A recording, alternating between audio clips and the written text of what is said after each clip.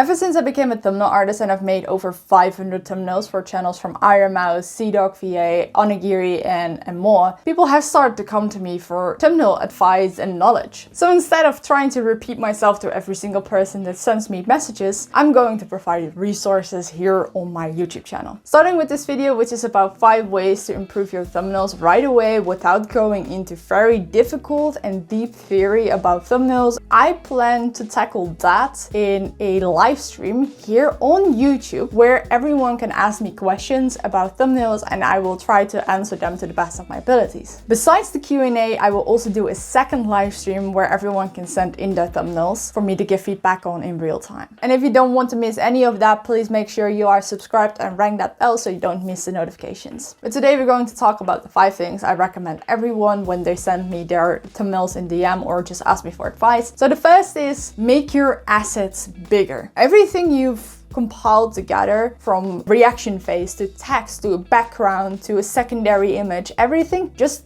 make it bigger. What most people tend to forget when they're working on their thumbnails on their giant canvas on their computer screen is what people will actually be seeing of the thumbnail will be really, really small. And a lot of people forget to just zoom out every once in a while to see if everything in the thumbnail is easily understandable at that size. If you have assets and you can make them bigger, do it. Trust me. Something I do see when people try to make the assets bigger, they say they can't because they're afraid for images cutting off on the edges or overlapping with each other, which you shouldn't be afraid of in the slightest. Nice overlapping and cutting off actually makes things look nicer most of the times. For example, if you're making a thumbnail with a reaction phase or a VTuber model, this is the area you just need. Maybe even less depending on the model. Why am I saying this? Because a lot of people think that they need to include a lot of the person, a lot of the model, because that feels more natural. Well, you don't really need to do that. I will show you a few examples here on the screen for how zoomed in you can get with some things. The second thing actually ties in a little bit because they go hand in hand together, is to make sure that you are not having a lot of empty space that doesn't serve a purpose. Don't get me wrong, there are a lot of thumbnails where empty space actually serves a purpose and is really important to tell the story or to get the general gist of what the video is going to try and tell. But in a lot of cases, it's just empty space, is unused real estate. Make use of it. Empty spaces usually means that your assets aren't big enough, you don't have enough assets, or you're not using your space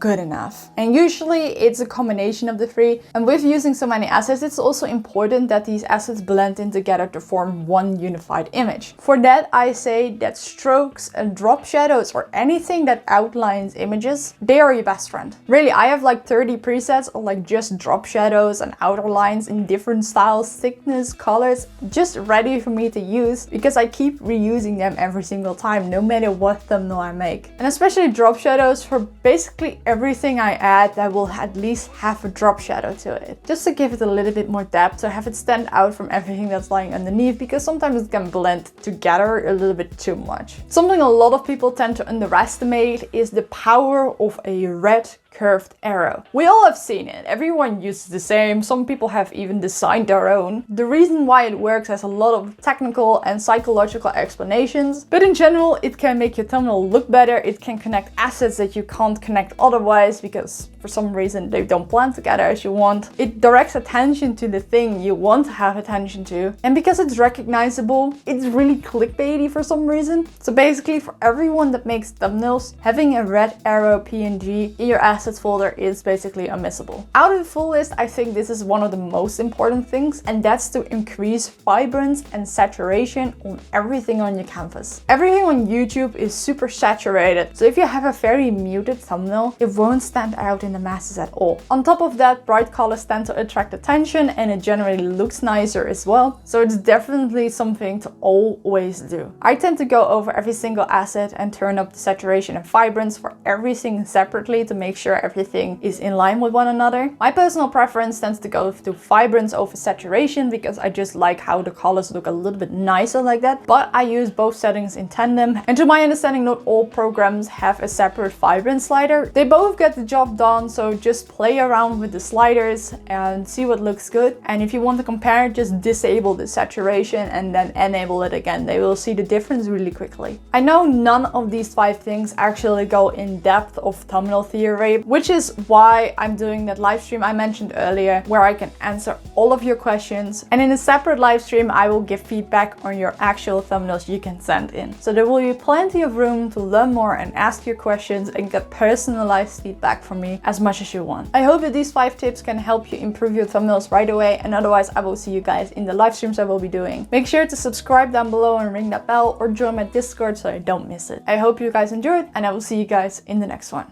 Goodbye.